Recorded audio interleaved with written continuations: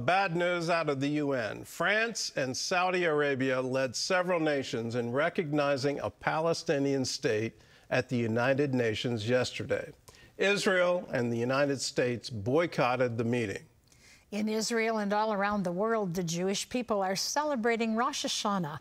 The Feast of Trumpets kicks off the Jewish New Year. Chris Mitchell reports from Jerusalem. French President Emmanuel Macron made the announcement. Je déclare que la France reconnaît aujourd'hui l'État de Palestine.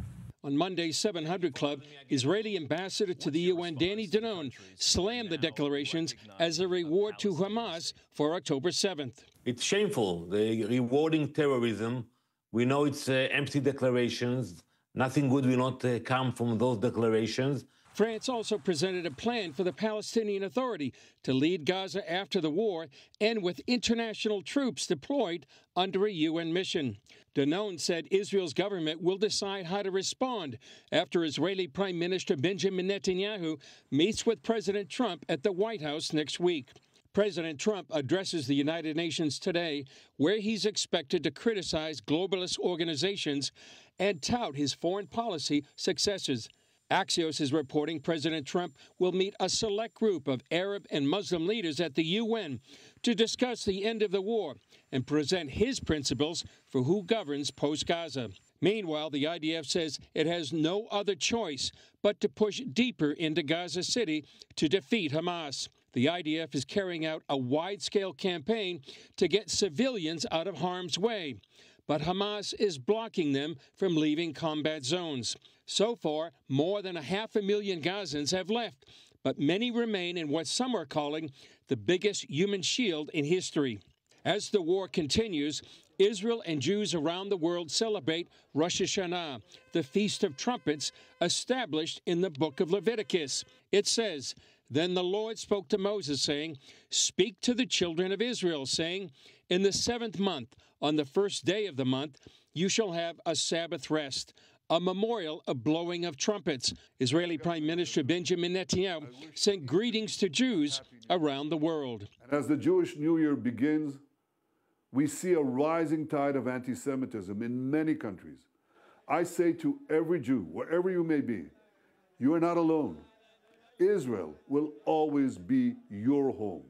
From Jerusalem, the undivided, eternal capital of the Jewish people, I send to every Jewish home in the world the blessings of a happy new year. Chris Mitchell, CBN News, Jerusalem. On this UN resolution, remember that the UN created a buffer zone in southern Lebanon, and that was part of a peace deal. And one of the conditions for Israel withdrawing. Within that buffer zone, Hezbollah thrived, and they built terror tunnels. They had the ability to launch rockets. They amassed an army that was apparently the envy of some European states. And so to say that somehow the UN will come through on Gaza is just dreaming. In the middle of all of that, the head of Hezbollah publicly proclaimed that he wanted more Jews to return to Israel so he wouldn't have to hunt them down around the world. Let us recognize the ideology here, and whether it's of Hezbollah or of Hamas or of the PLO or of the Popular Front or of Iran, they want the extermination of Jews. They want to wipe Israel off the map. That is their stated goal. And to reward it and to recognize it and to give statehood to it, are you out of your mind?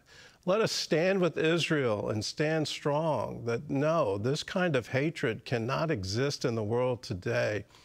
So many nations stood by, and some claiming, well, we didn't know what was going on during the Holocaust, all of that, and we all vowed never again. Well, here it is happening right now in our generation today. Let us stand with Israel, and especially on the head of the new year, Rosh Hashanah, the unfulfilled feast in the New Testament, the one that we all long for, when that trumpet will sound, when that shofar will sound, and we can look to the heavens and our redemption draws nigh. Let's celebrate with the Jewish people.